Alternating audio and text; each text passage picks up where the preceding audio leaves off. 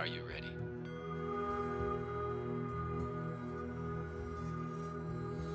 Let's begin.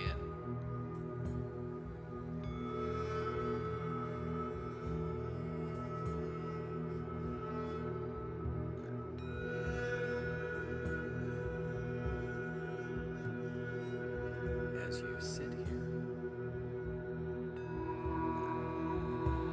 allowing your body, you may begin to notice how the sound of words can sometimes be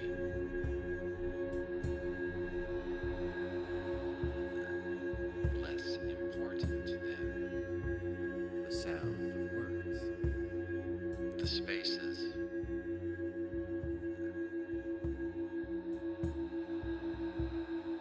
between them.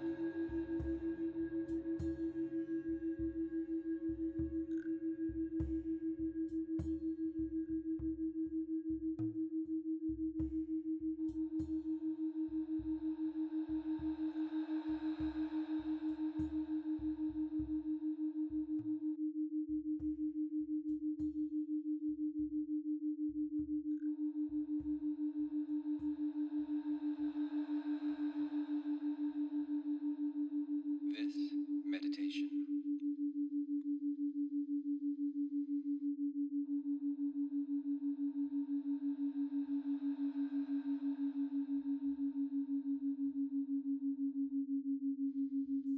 has been designed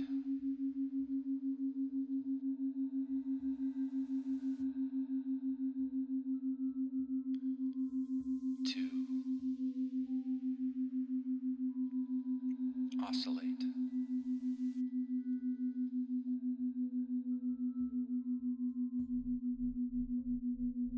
creating between delta and theta brain wave states.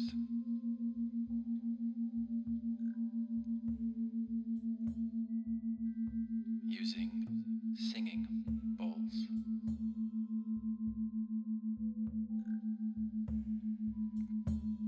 to deepen You don't relaxation. need to focus. Even if Guide awareness inward. your mind wanders.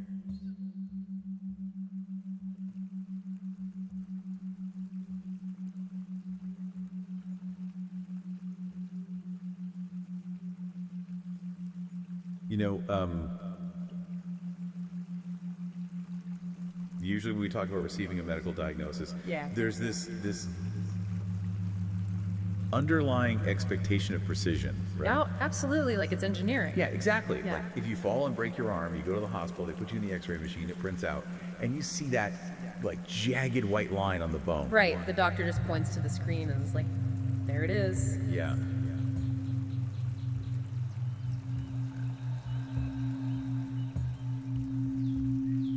It's totally binary. The bone is broken or it isn't.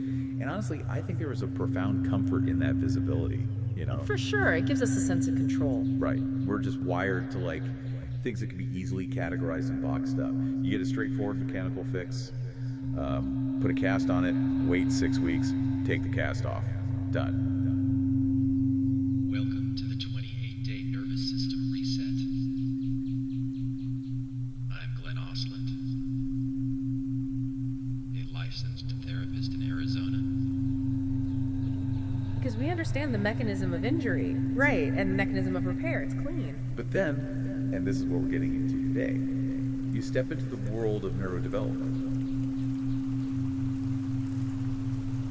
And if you're one of my clients, this series has been specifically designed to support you outside of our sessions. It uses binaural audio beats to guide your brainwave states into a healthy, sustained, natural calm.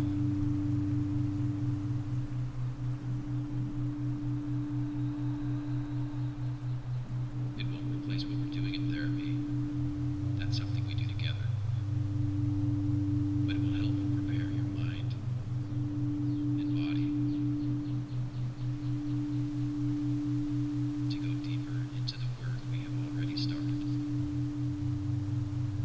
step into the world of behavior. Specifically an ADHD diagnosis. Yes, exactly. And suddenly that comforting x-ray machine is just completely useless. And if you're not one of my clients, You're looking at a diagnostic landscape that is, you're still welcome to listen well, it's murky. and notice. It's the absolute definition of diagnostic muddy waters. Right. It's not a jagged line on a bone. What opens up for you?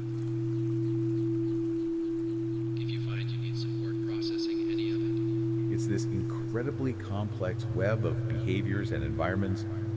please reach out to a mental health care professional for assistance.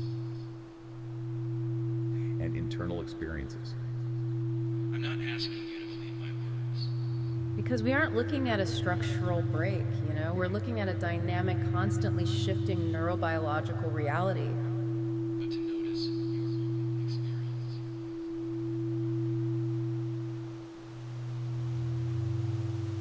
And it interacts with literally every single aspect of a child's environment. It really does. And I mean, for any parent navigating those waters, that lack of a clear, bright line can feel incredibly disorienting. It's terrifying for a lot of people. Yeah, because you're handed a diagnosis, but you aren't handed a cast. Yeah. Which brings us to exactly what we're doing in our deep dive today. We are dedicating this exploration explicitly and warmly to Janine. Welcome, Janine. Yes, Janine, this is for you.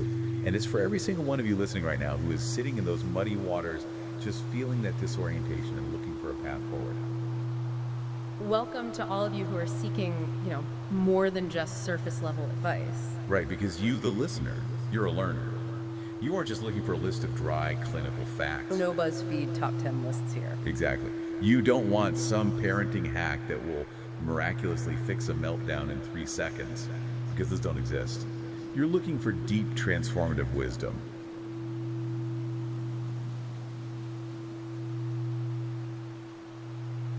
The kind that actually changes the internal temperature of your home. Beautiful. Yeah. So, our mission today is ambitious. We've got a massive stack of rigorous clinical research sitting right here. Just to give you an idea of the landscape, we're looking at official guidelines from NICE. That's the National Institute for Health and Care Excellence in the UK. Right. Plus the American Academy of Pediatrics, the CDC, and the Society for Developmental and Behavioral Pediatrics. PSDBP. Yeah. And we also have this absolute mountain of recent meta-analyses and systematic reviews spanning from 2022 to 2025. It's a phenomenal amount of data, and I think it's important to clarify what these sources actually represent for our listeners. Yeah, please do. Guidelines from bodies like NICE or the AAP, they aren't just like one doctor's opinion. They're the distillation of thousands of clinical trials. They are rigorously debated by panels of experts until a consensus is reached. Right, it's the heavy-hitting stuff. Exactly. And those systematic reviews from the last 3 years, they represent the absolute bleeding edge of our understanding of neurodivergence. So our goal today is to take all of that incredibly dense, peer-reviewed science on, quote, evidence-based parenting strategies for children with ADHD, and we are going to translate it. We're going to reframe it completely. Yes, because when you really look at what the science is saying, it's not just about behavioral mechanics. We're going to look at this through a spiritual healing framework. Which I know might sound a bit counterintuitive when we just listed a bunch of medical acronyms. Right, here's the CDC and here's spirituality. Yeah. But what's fascinating here is that when you strip away the clinical jargon, when you look past the statistical modeling, you realize this data isn't giving us a medical manual on how to fix a broken child. It just isn't. At its core, it's a profound guidebook on conscious connection.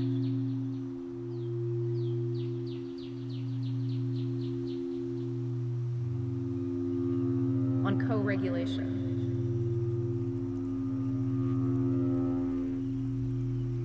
And on healing energy.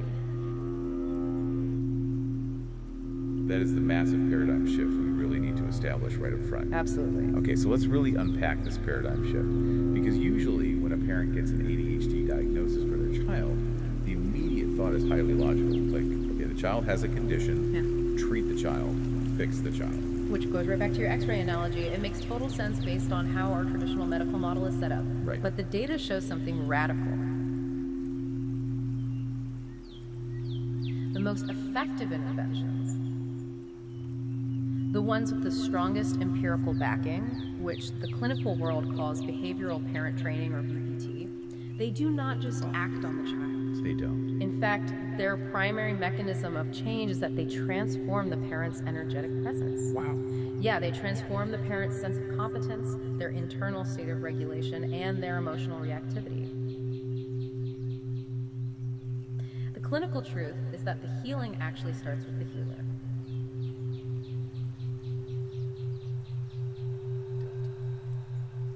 And in this context, the healer is the parent. Exactly. The child's behavior shifts, yes, but it shifts as a secondary effect of the parent shifting their own energetic resonance. That is a huge concept to internalize.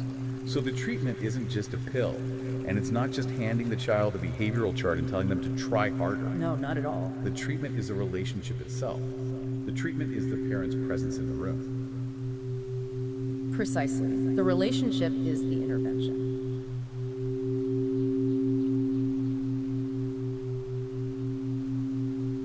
And to understand how to actually embark on this healing journey, we first have to look at the official maps provided by the clinical world. Let's do it. They've mapped this out meticulously based on a child's age.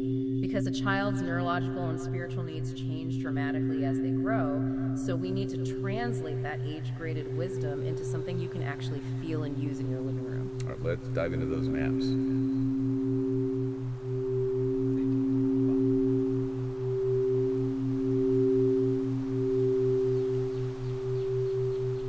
The clinical world breaks this down very specifically by age, which I found totally fascinating. It's not a one-size-fits-all approach for anyone with the four-letter acronym of ADHD. No, it is highly stratified. If we look at the official guidelines, and we're talking unified consensus across the CDC, the AAP, and ICE, there's a very clear boundary line drawn right around the age of 6. Okay, so under 6 versus over 6. Right. For children under 6 years old, behavioral parent training is the absolute first-line recommendation before any medication is ever introduced.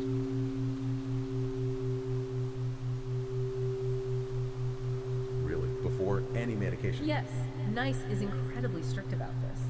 They advise strongly against medication in under 5s without highly specialized, multidisciplinary input. So for a child under 6, the clinical prescription is entirely focused on the parent's behavior and the environment. Exactly. You modify the ecosystem, not the child. Okay. And then for children 6 and older, behavioral parent training is still highly recommended, especially up to age 12, but it's usually combined with medication and school supports. Which makes sense. Yeah, and the SDBP takes this a step further. They emphasize that psychosocial and educational interventions are the foundation, the bedrock, especially for what they call complex ADHD. What's complex ADHD? It's when there are coexisting conditions like anxiety, learning disabilities, or oppositional behaviors. Got it.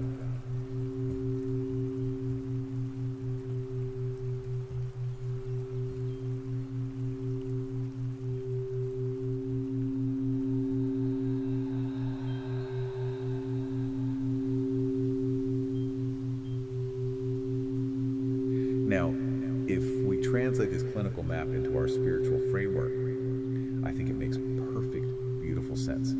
It is about honoring the developmental spirit of the child. I love that.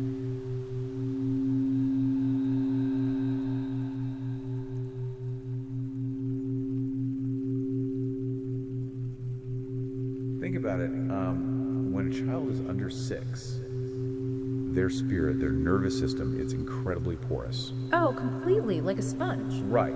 They're absorbing the emotional weather of their home completely. That's like a young seedling. You don't try to alter the chemistry of the seedling itself when it's that young. You focus entirely on the soil and the sunlight. That is a gorgeous analogy.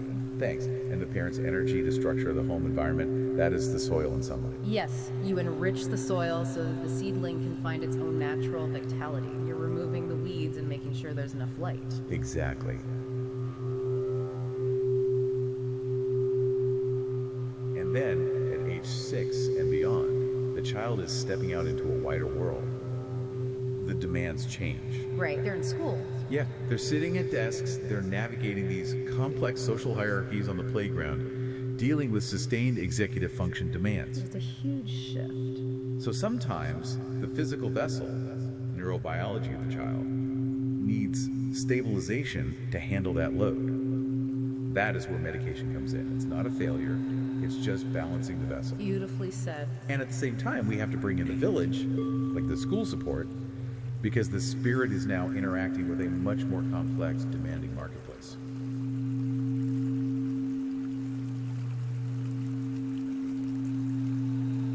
If we connect this to the bigger picture, we really have to look closely at what these behavioral parent training programs are actually achieving. Let's look at the data. Because the recent evidence base, the rigorous data from just the last couple of years, is much more nuanced than a bumper sticker that says parent training cures ADHD. We have to be honest about the numbers. Right, because when you dig into the systematic reviews, like the 2024 review by Marquet-Doliak and colleagues, or the 2025 review by Brown, the results are actually kind of surprising, aren't they? Highly surprising, Yeah. especially to people expecting a magic wand. Yeah, it might be a little frustrating for someone looking for a silver bullet. Let's look at Marquet-Doliak.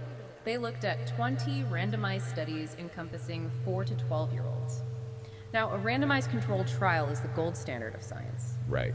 They compared families receiving these parenting interventions against families who didn't, and they found very positive, measurable effects on parental stress, parental sense of efficacy, and a reduction in negative parenting behaviors. Okay, awesome. And they also saw improvements in the child's ADHD symptoms when rated by the parents. Yeah. But, and this is a crucial but that we really cannot ignore, they found no convincing results for broad generalization across settings. Meaning the child might be doing much, much better at home, but when blinded observers or teachers at school evaluated the child, they weren't always seeing that same miraculous improvement.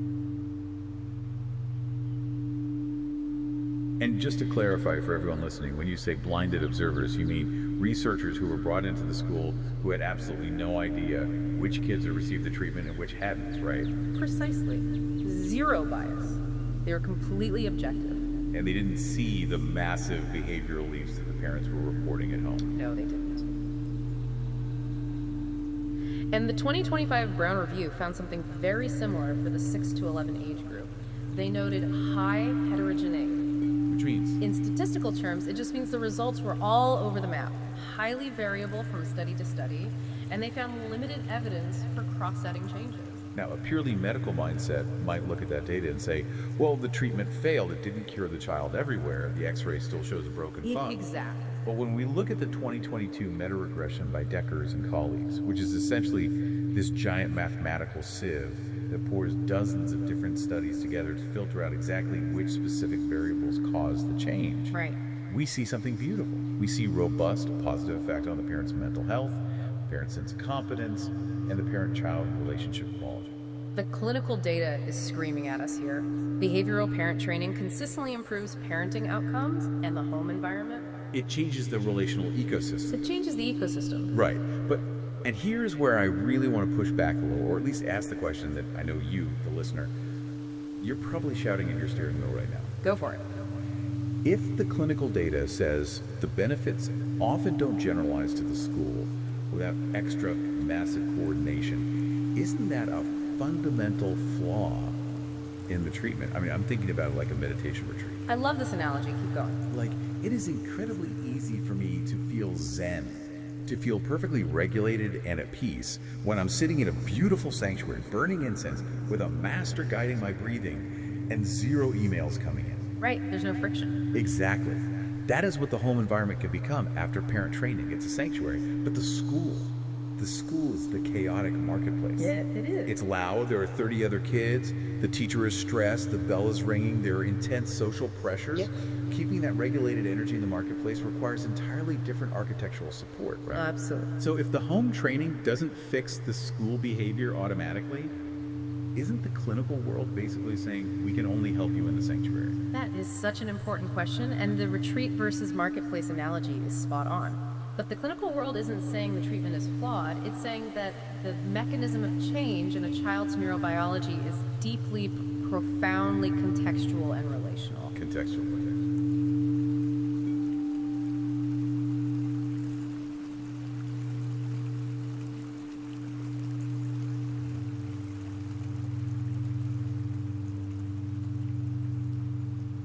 We have to understand that psychoeducation, just giving a parent a booklet about ADHD or explaining the neuroscience intellectually, that has very limited power on its own. Yeah, reading a pamphlet doesn't change a meltdown. Exactly.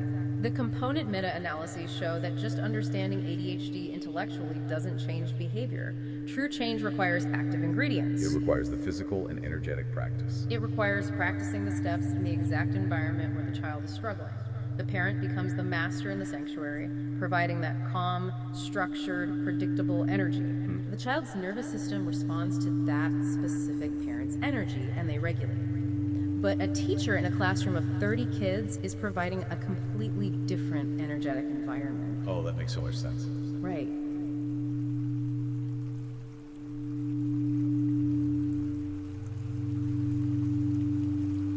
The child's nervous system isn't carrying a generalized I am cured chip in their brain. Their nervous system is responding dynamically to the immediate relational field it finds itself in. So the lack of spontaneous generalization to the school isn't a failure of the home sanctuary.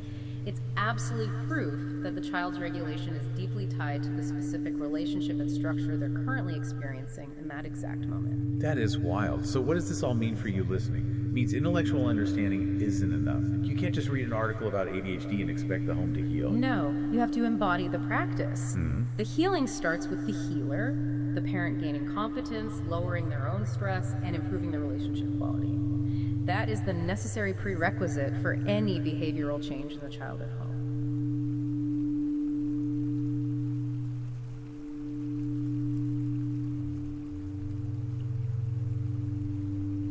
Okay, so if intellectual understanding isn't the active ingredient, and it's all about this contextual relational environment, what is the actual biological mechanism of change? It's happening under the hood. Yeah. How does a calm parent actually calm a chaotic child?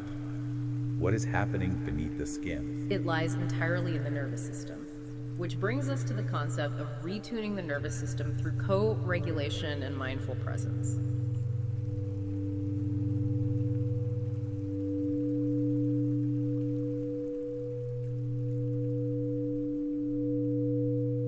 This is the part I find completely fascinating because it bridges hard empirical neuroscience with what we're calling spiritual healing. Let's look at the physical brain for a second. We have to. The solid neuroscience conclusion is that ADHD involves real neurodevelopmental differences. These aren't imagined, and they are the result of bad parenting. Right. We're talking about differences in attention regulation, behavioral inhibition, and executive control located primarily in the prefrontal cortex. So there are physical differences. Yes. Neuroimaging studies show real, albeit small, average brain differences. Now, they aren't massive enough to diagnose ADHD from a brain scan alone for an individual. You can't just look at an MRI and say, aha, ADHD. Right, it's not the broken bone x-ray. Exactly. But on a population level, the differences in how the brain processes dopamine and manages executive function are definitively there.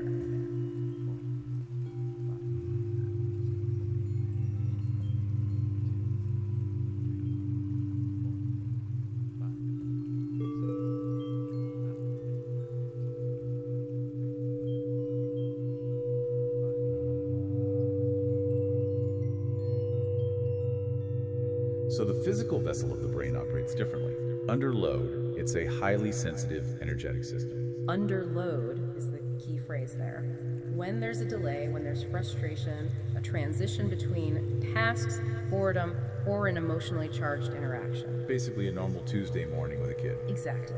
The child's internal control systems are simply less reliable under those conditions. They lose their grounding easily, their prefrontal cortex struggles to put the brakes on their impulses. So if we translate that to our healing framework, an ADHD brain is like an incredibly sensitive, high-frequency antenna that easily picks up static and loses its signal when the environment gets noisy. Yeah. And this is where the concept of co-regulation comes in, right? Yeah. Because the research shows that children's regulation develops in relationships. Yes, it does.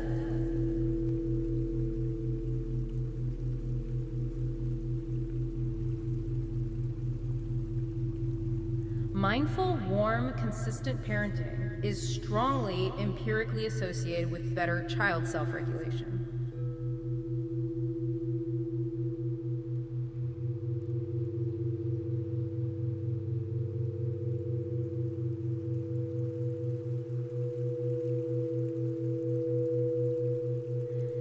Conversely, parent distress, parent anger, and disorganization erode that regulation. Okay.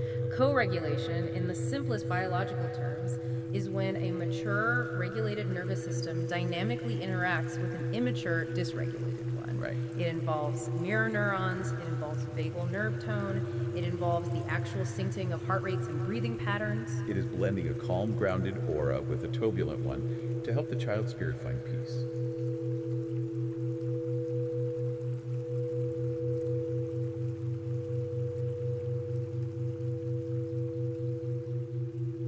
You are literally lending them your prefrontal cortex. You are lending them your nervous system. You are, and this is where we have to look very carefully at some highly complex data regarding attachment theory. Oh, this is so important.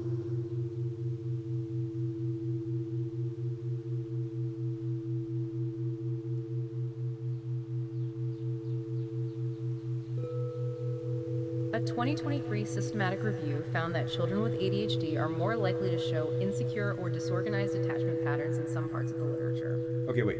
Let's pause right here. Because if you're a parent listening to this and you hear the phrase insecure attachment, the immediate visceral reflex is guilt. Absolutely. The immediate thought is, I caused this. My parenting is bad. I broke my child's attachment to me.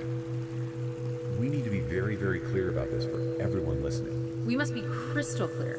The attachment association does not prove that parenting caused the ADHD. Causality is absolutely not established here. Thank goodness. Newer reviews emphasize that comorbidity, meaning coexisting conditions like oppositional symptoms and study biases, heavily complicate how we interpret this data. The neurodevelopmental difference, the physical difference in the brain's reward system, is real and innate. So how do we interpret this attachment data without falling into a spiral of blame? In our framework, we could say that children with neurodivergent energies, children whose internal antennas are picking up so much static, who are highly impulsive and easily frustrated, they are simply more likely to get stuck in negative relational loops or karmic loops with their caregivers. That's exactly it. It's an interaction effect. Think about the daily reality. An impulsive, dysregulated child acts out, perhaps aggressively or defiantly. Right. This triggers a stressed, exhausted parent who then reacts harshly out of sheer survival mode. Which is so human. Completely human. But that harsh reaction in turn further dysregulates the child, creating a deeply entrenched coercive cycle. The clinical takeaway isn't to look backward and assign blame for the attachment style. Right. The practical meaning is moving forward. Non-hostile responding and active relational repair are clinically vital to break that karmic loop.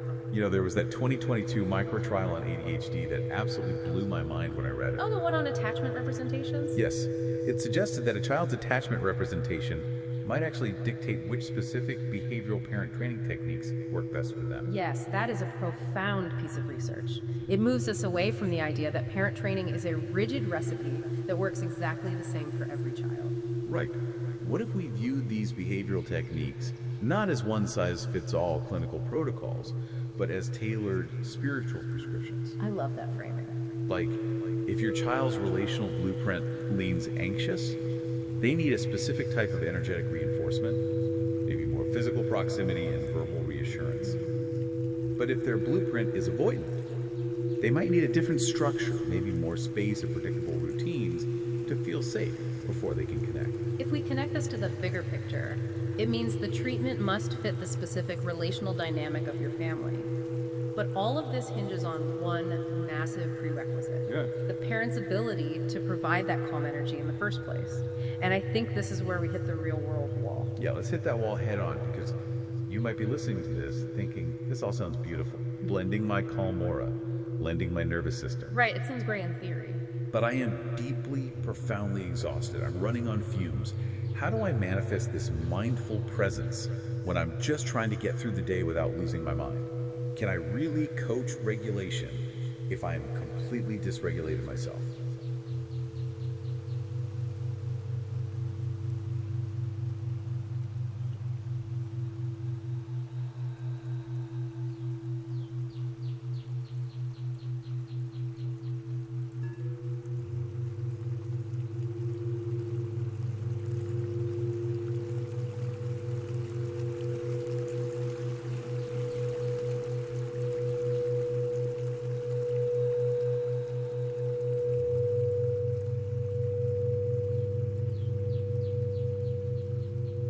It's the most honest and important question a parent can ask.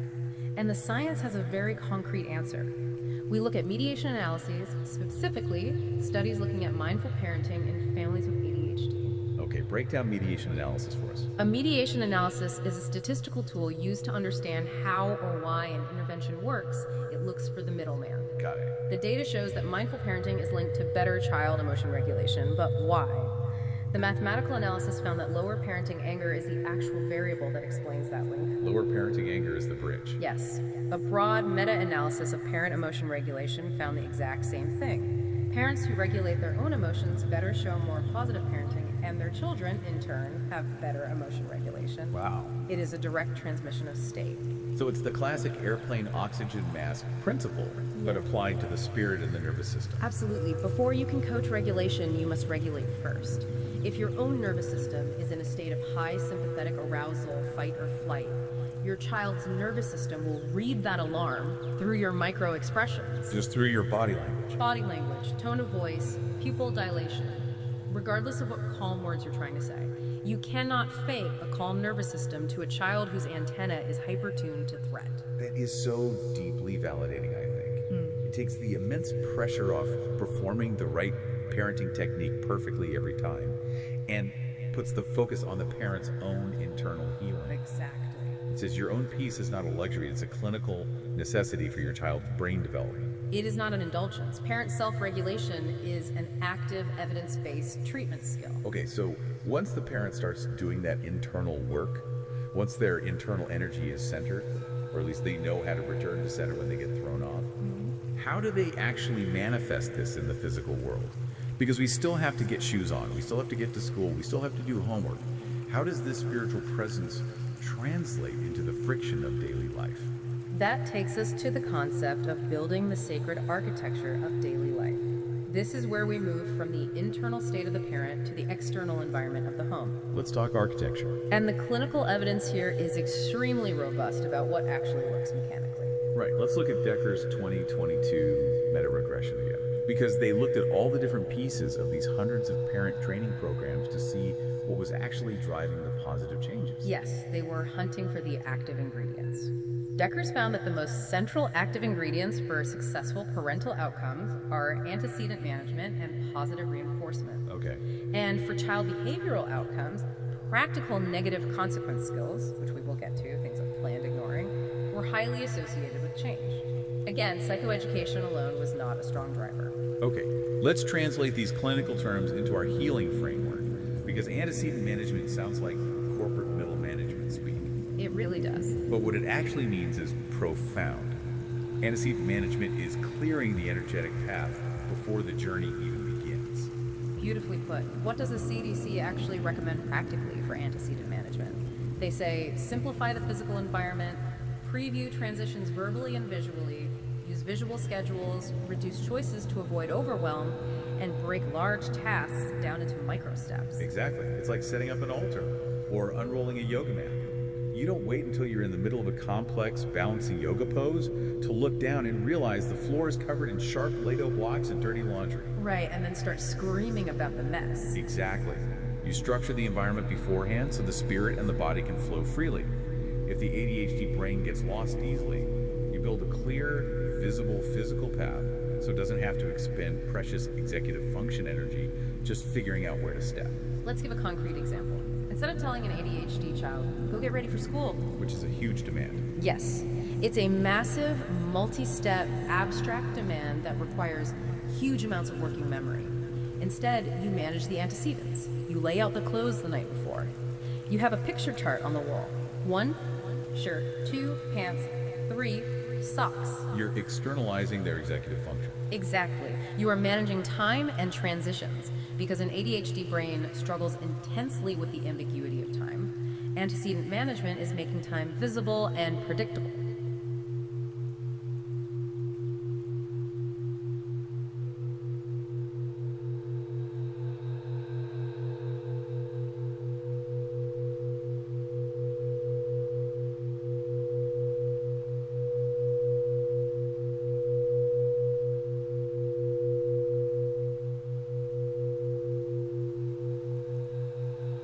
Then we have what the clinical world calls relationship enhancing special time. which is categorized as having moderate to strong evidence. The CDC notes that parent training must improve the underlying relationship to be effective. In our framework, this is a daily connection ritual. The playbook says 10 minutes a day. Just 10 minutes of sacred screen-free presence. Yep. No correcting, no teaching, no directing the play. Just following the child's lead. And why does this work clinically? Because it strengthens cooperation and actively lowers those coercive karmic loops we talked about earlier. How so? When you spend 10 minutes just describing what the child is doing, I see you're using the blue block now. You're working really hard on that tower. You made the car jump. You are depositing pure, positive relational currency. Ah, I love that. You're proving to their nervous system that your attention isn't only available when they're making a mistake or when you need compliance. It's watering the seeds of light rather than just pulling weeds all day. Which brings us to clear commands. This one is so crucial. Instead of giving a chaotic, shame-inducing speech, you speak with pure, specific intention. Let's look at the actual scripts in the CDC-backed guidance. The clinical advice for giving a command is use one-step directions, move close to the child physically, get eye contact, state the task positively as a do rather than a don't, and then wait in silence for them to process it. Right, so instead of standing across the kitchen and yelling, how many times have I told you to get ready? You're always distracted, we're gonna be late again. Why can't you just focus? Which just adds static to their antenna. Exactly, it's a massive dump of chaotic, anxious, dysregulating energy onto a brain that's already struggling to organize itself. You use a completely different approach. You step into their physical space, grounding the interaction. You lower your center of gravity, and you say, shoes on now. Or first shoes, then backpack. Show me step one. Show me step one. I love that phrase. It's grounded. It's an anchor. You are holding the energetic boundary with absolute clarity. You aren't negotiating, but you aren't shaming either.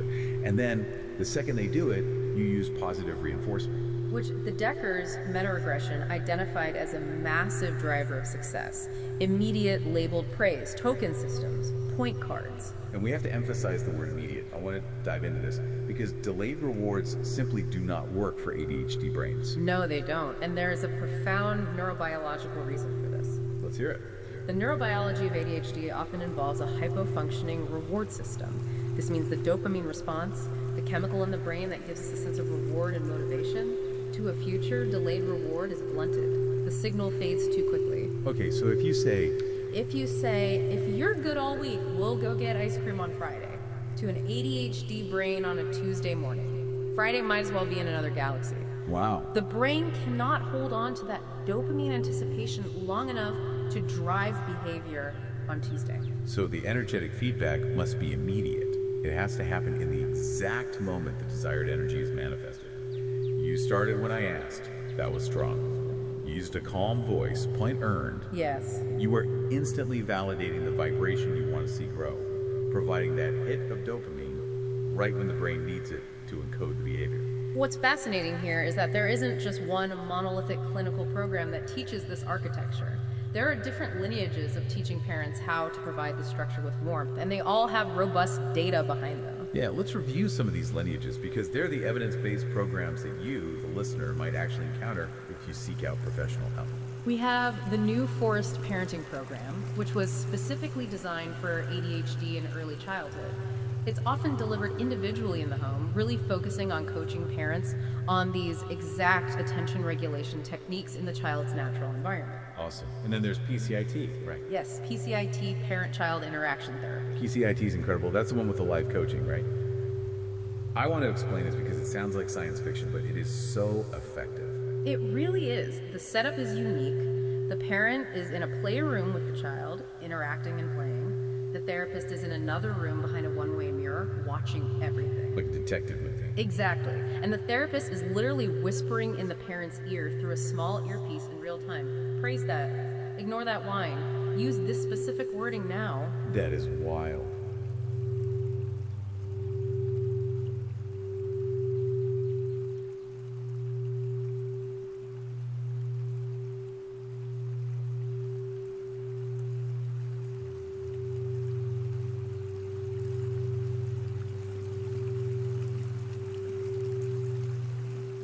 It is profoundly effective for breaking those dark coercive cycles because it corrects the parent's energy and timing in the exact moment of interaction. It's like having a Zen master physically adjust your posture during a complex martial arts kata. Yeah. You don't have to wait a week for your next therapy session to figure out what you did wrong. You adjust your energy instantly. Exactly. Then you have programs like Triple P, which stands for Positive Parenting Program, and the Incredible Years. I've heard of those. Yeah, they're often done in group settings, which provides community support, and they have broad applications but strong specific evidence for ADHD populations. So they all kind of share the same core DNA. They do. Build the relationship through special time, structure the antecedents, reinforce the positive immediately, and handle the negative predictably. Okay, so let's say you build this beautiful sacred architecture in your home. You clear the path, you do your 10 minutes of special time religiously, you use one-step commands, but you are living in the real world. And you know that even with the strongest, most beautiful architecture, storms will still come. They absolutely will. The neurobiological load will eventually exceed the child's capacity to cope. There's going to be a day with too much sensory input, too little sleep, or too high of an executive function demand. So what does the evidence say about handling peak dysregulation? How do you navigate the storm without getting swept away yourself? When a true meltdown occurs, all the rules of standard behavioral management have to shift. A meltdown is not a behavioral choice, it is an energetic overload. Okay, so it's not them just being stubborn. No, the child's sympathetic nervous system is in full fight or flight mode. Their prefrontal cortex, the logical part of the brain, is effectively offline. The clinical playbook says the contingency plan for meltdowns must focus on safety and regulation, not compliance. That is the pivotal shift parents must make. When the signs appear, the louder voice, the frantic pacing, the crying, the physical refusal, your goal is no longer getting them to do the math homework or getting the shoes on. The goal shifts entirely to containment and safety. Yes. In our spiritual translation, the parent must become a heavy anchor in the storm. You don't engage in moral analysis or judgment. You don't try to teach a lesson during a hurricane. No, because as we said, the reasoning part of the child's brain is offline. Layering on lectures like, "Why are you acting like this?" or threats, "If you don't stop right now, you're losing your iPad," or pure logic. It just makes it worse. It's just pouring more stimulation onto an already overloaded system. The practical guidance is clear. Use fewer words. Lower the environmental stimulation. Turn off the TV. Move siblings away to keep them safe and remove an audience. The scripts provided for this are so powerful. In the moment, you say things like, "I'm lowering my voice. You're safe. I won't argue while we're both flooded. We're taking a reset." Notice how those scripts focus on the parent's own physical state and the boundary of safety. I am lowering my voice. You are narrating your own regulation. But here's where I'm going to push back again, because I know exactly what the critics or a well-meaning mother-in-law will say when they hear this. Oh, I can guess. Right. Doesn't stepping away or taking a parent reset where the parent just steps away for 20 to 60 seconds to breathe, doesn't lowering demands during a meltdown risk being overly permissive? People always ask this. Are we just letting the child's chaotic energy win? Are we teaching them that if they explode loudly enough, they get out of doing the work? It is a very common fear, and it makes intuitive sense if you view parenting purely as a power struggle. But we have to look at the data, specifically the Hornstra 2023 meta-regression on child behavioral outcomes. Let's hear it. What they found is that a higher dose of practical negative consequence skills, specifically things like planned ignoring for minor misbehaviors or a consistent calm timeout or reset, is associated with better child behavioral outcomes, not worse. Let's explain planned ignoring because it's a huge tool. How does it work biologically? The ADHD brain is chronically understimulated, which is why it seeks dopamine. Negative attention, a parent yelling, a huge dramatic argument is still highly stimulating. It provides a dopamine hit. Oh, wow. So arguing is a reward. Yes.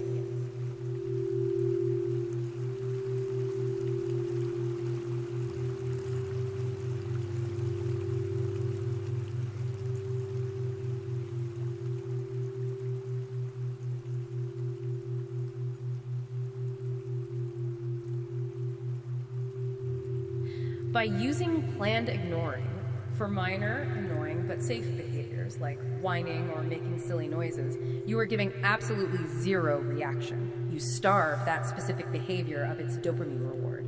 Because it gets no energy back, the behavior eventually extinguishes. So the boundary's still there. It's just a boundary of attention. The boundary is absolutely there, but it is a non-harsh consequence. Escaping the immediate demand during a meltdown isn't winning if the demand returns the moment the nervous system is regulated. Oh, that's key. Right.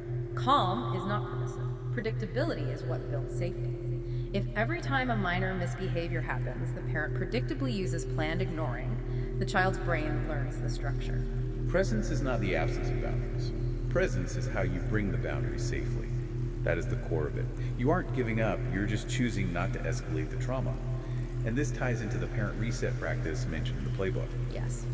If the parent feels themselves escalating, feeling their own heart rate spike, stepping away for 20 to 60 seconds, assuming the child is physically safe, dropping the shoulders, lengthening the exhale, and saying, I need 10 breaths so I can help. Wow. That is a high-level clinical skill. It is not abandoning the child. It is preserving the therapeutic environment. Because if you stay in the room and scream, you're participating in the meltdown. You're feeding the storm with your own dysregulated energy. Exactly. And the most critical part of navigating the storm actually comes after the storm has passed. The repair. The repair. This is where the profound generational healing happens. I want to delve deeply into this concept of repair because so often we think a successful, good family is one where there are no ruptures, no yelling, no slamming doors, no meltdowns. We aim for this impossible standard of continuous harmony. Which is just a fantasy. Right. But the clinical science and the spiritual wisdom says that the healing doesn't happen by preventing all ruptures. It's impossible to prevent all ruptures, especially when you're dealing with an ADHD neurobiology that is inherently volatile. The healing happens by demonstrating that the bond survives the rupture. It is the after the moment script. Yes. The storm has passed, the child is calm, and you sit down with them. That was a hard moment for both of us. Let's do a reset, not a replay. You come back together, you show the child that their worst energetic explosion, their darkest moment, did not destroy your love for them. You say, what was the first sign you were getting overloaded? Next time, our signal is, pause please. You are actively teaching emotion coaching when the prefrontal cortex is back online. When they can actually process it. Right. You begin with containment, then you name the emotion, you were mad and stuck, and then you offer a coping choice for next time. You redo one small piece of the expectation. Okay, let's just do one math problem now. So the boundary is maintained, but you do it together in a state of mutual regulation. It's so beautiful. But this intense inner work, this home architecture, this profound cycle of rupture and repair, no family is an island. True. The child has to go to school. The child lives in a society with grandparents, coaches, and peers. Which brings us to expanding the healing circle. If the home is the sanctuary, we have to talk about how to integrate the rest of the village. Because as we saw from the Mark Hidoliak review earlier, home games don't automatically spill over to the school marketplace.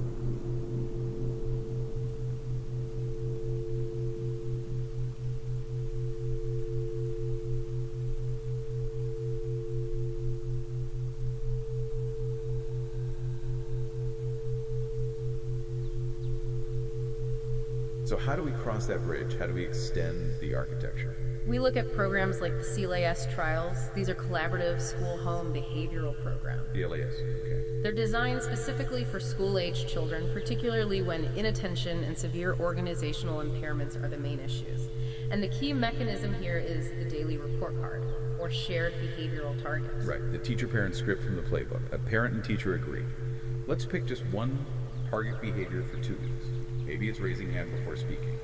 Rate it 0 to 2 each day.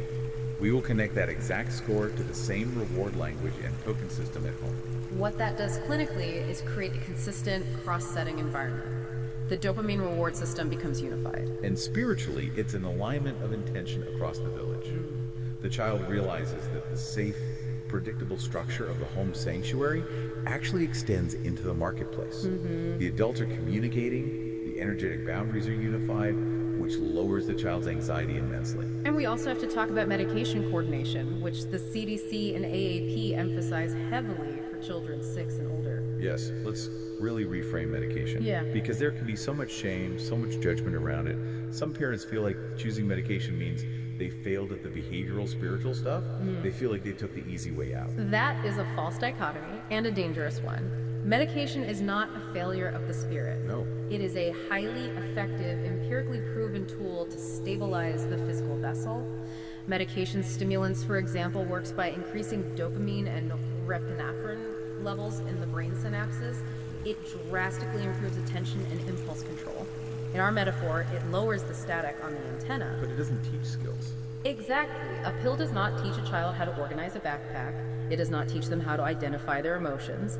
And it certainly does not repair a coercive relationship pattern between a parent and child. Right.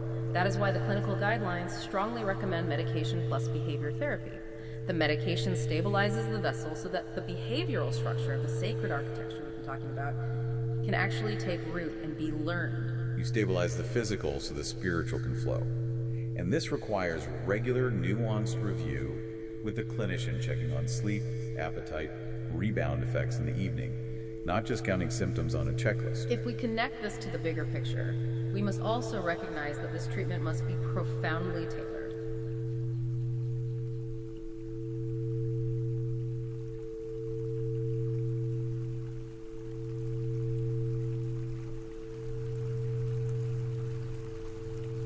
The research is very clear on risks and limitations. A rigid, Western, clinic-based model does not fit every family. Let's talk about that. Cultural context deeply matters. It matters immensely, and it dictates whether a family will even stay in treatment. Families have different deeply held values regarding authority, regarding the use of praise, regarding collective responsibility versus individual achievement. Can you give an example of how a standard program might clash with a culture? Certainly. In some cultures, praising a child for basic, expected obedience like putting their shoes on is seen as deeply inappropriate or even harmful to their character development. Really? Yes. The expectation is that you respect the elder, period. If a Western parent training program demands that a parent use effusive, labeled praise for basic compliance, that will feel deeply unnatural, perhaps even disrespectful to that parent's cultural values. And what happens then? If the therapist pushes it rigidly, the family will simply drop out. Culturally adaptive parent training, which might focus more on group harmony or alternative forms of positive reinforcement, is crucial for engagement. And we also have to talk about the parent's own struggles. Because ADHD is highly heritable. Yes, this is perhaps one of the most critical barriers to success in the data. If a parent has their own undiagnosed or untreated ADHD symptoms, or their own trauma, anxiety, depression, or severe co-parenting conflict, It's so much harder. implementing these consistent, calm, structured skills becomes exponentially harder. There was a specific study noting that parental ADHD symptoms were directly associated with worse adherence to the parent training skills between sessions, meaning they understood it in the clinic, but their own executive dysfunction prevented them from executing the plan at home. Right, and the standard clinical reaction in the past used to be labeling the parent as non-compliant or resistant. Which is just devastating and misses the entire point. But the compassionate healing approach says, we must heal the healer. Addressing the parent's own trauma, treating the parent's own ADHD with medication or coaching is not a distraction from the child's treatment plan. It is the very foundation of it. I see so much beauty in that data. It shows that when parents treat their own dysregulation, when they seek help for their own ADHD without shame, the child's outcomes improve dramatically. It is quite literally a shared healing journey. The parent and child are healing their nervous systems together. And the good news is, when this work is done, when the architecture is built, when the parent is supported, when the village is aligned,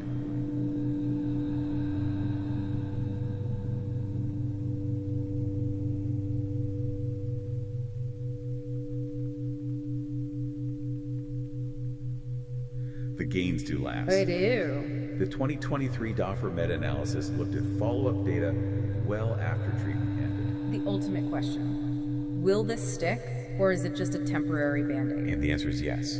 The improvements in the child's ADHD symptoms, the positive parenting behaviors, the parent's sense of competence, and the parent-child relationship quality, they showed significant persistence over time. The seeds you plant in water actually grow deep roots. Okay. Let's synthesize this incredible journey for you listening.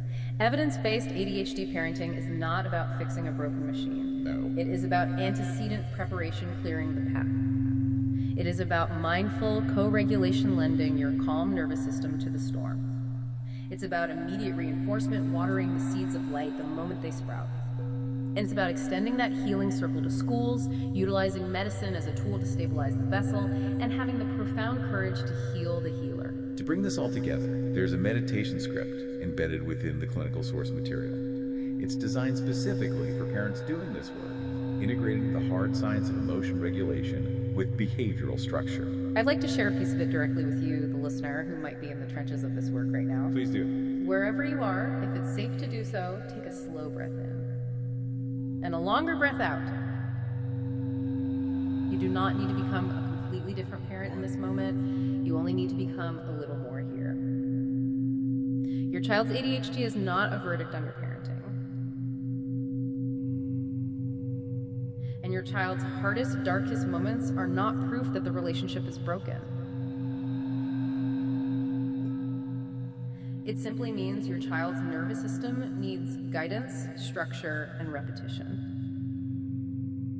And it needs your calm presence. Say silently to yourself, my child is having difficulty. I'm not trying to be difficult. I can be firm without being harsh. I can hold a boundary without leaving the relationship. I can pause before I react.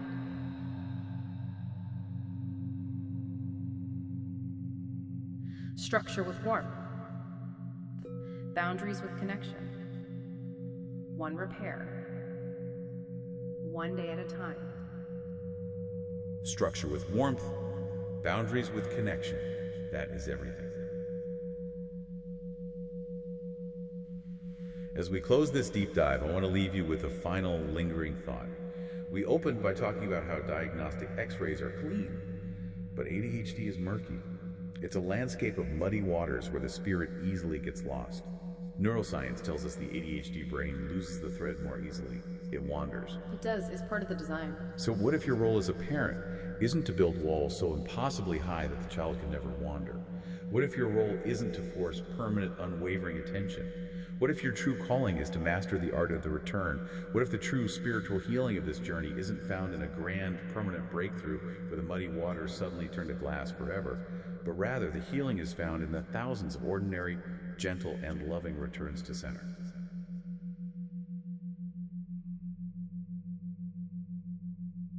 That is a profound perspective. The healing is in the return.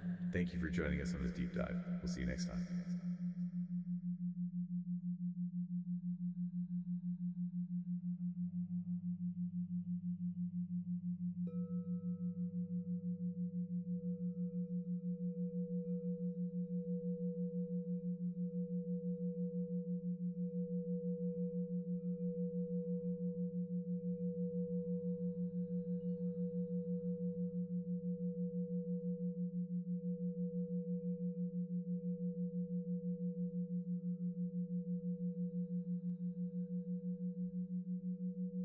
So,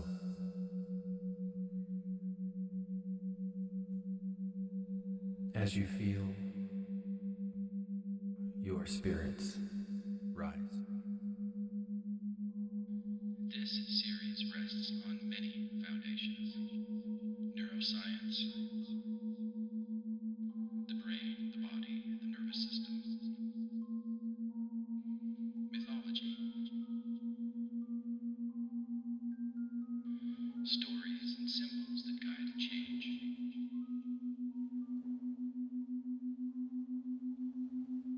evidence-based practices, I am becoming lighter.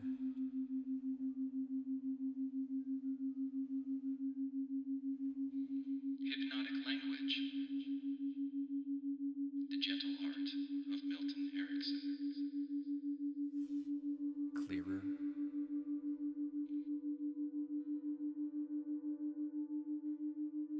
neuro-linguistic programming, how words and images shape experience. beautifully, now, as it will continue, even long after,